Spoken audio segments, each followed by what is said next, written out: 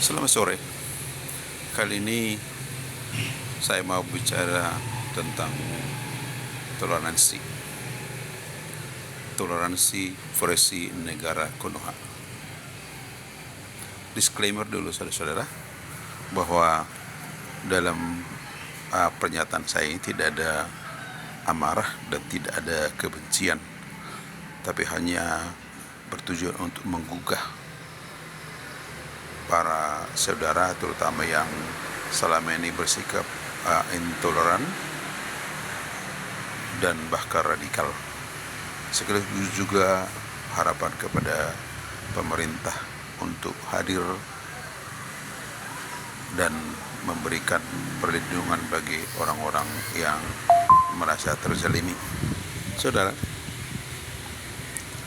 ada berita dari Saudi Arabia pada masa-masa Natal hari itu, bahwa di sebuah kompleks perumahan yang tentu dihuni oleh berbagai macam suku, bangsa, agama,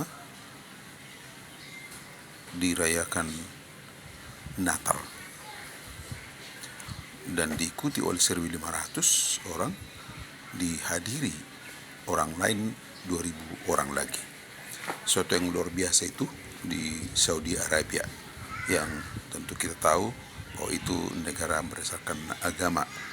Namun ternyata bisa masyarakat Kristen di sana bersuka cita merayakan Natal dengan aman dan tenang. Nah, bagi saya itu adalah bukti sebuah toleransi yang luar biasa di kompleks perumahan. Berarti tentunya tidak ada di sana gedung yang khusus digunakan untuk perayaan hari-hari besar agama, tapi bisa dilaksanakan. Nah, bagaimana dengan di negara ini pada masa perayaan Natal yang lalu, walaupun sekarang juga rekan-rekan yang di Katolik masih akan merayakannya, justru berbagai hal yang menjadikan terjadi. Kami hanya menyampaikan 3 contoh, yaitu misa Natal di Wisma Sahabat Yesus yang harus dibatalkan karena para petinggi aparat setempat sampai ulu kota mengatakan harus dibatalkan dengan alasan mengganggu keharmonisan, mengganggu kondusivitas. Sesuatu yang luar biasa. Bagaimana mungkin sebuah perayaan misa Natal mengganggu harmonisan, lagi pula dilaksanakan di wisma orang Kristen, yang tentunya di dalamnya pasti ada semacam aula yang digunakan untuk berbagai kegiatan, yang salah satu bisa saja kegiatan keagamaan. Dari mana jalannya itu mengganggu keharmonisan?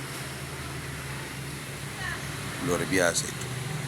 Nah, kemudian apa yang dialami oleh gereja GMII, bahwa mereka tidak bisa merayakan Natal tanggal 24-25 karena sama para kaum intoleran yang ternyata diaminkan oleh aparat desa merasa terganggu.